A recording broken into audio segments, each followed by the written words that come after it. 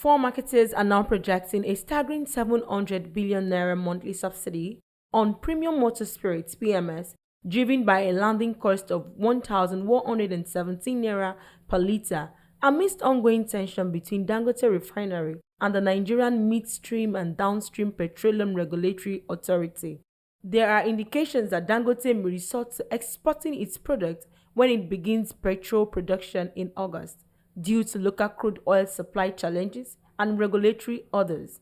Meanwhile, the Nigerian National Petroleum Company Limited remains tight-lipped about the ongoing subsidy payment, even as the House of Representatives initiates a probe into the country's crude oil shortage and escalating forecast.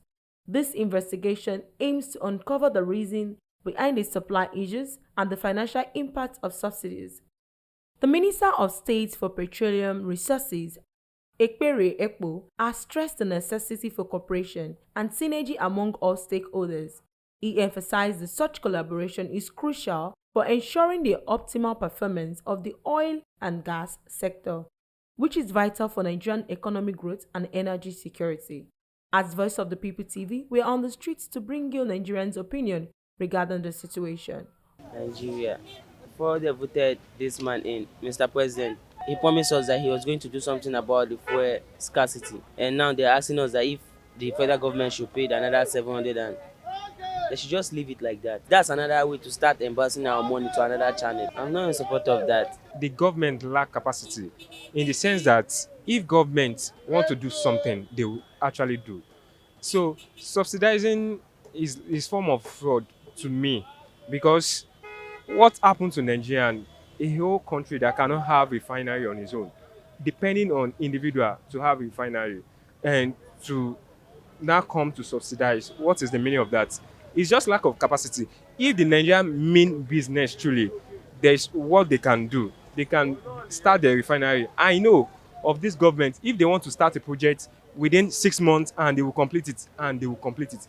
They don't care the life that will lose many properties and life about it, but they will ensure that they do it. This time of subsidy, I don't think is relevant to government. What the government needs to do is to come in and do the needful. NNPC is the greatest fraud in Nigeria. Because for me, it is quite surprising. It came to me with rude shock when we discovered that the regulator are frustrating the effort of Dangote to start refining products. You know, one thing in Nigeria, there's so much deceit. Don't forget that the administration of Jonathan tinkered with this idea of subsidy removal. And the current government was in opposition. They turned Nigeria to carnival. There was protest. Protest is actually legitimate.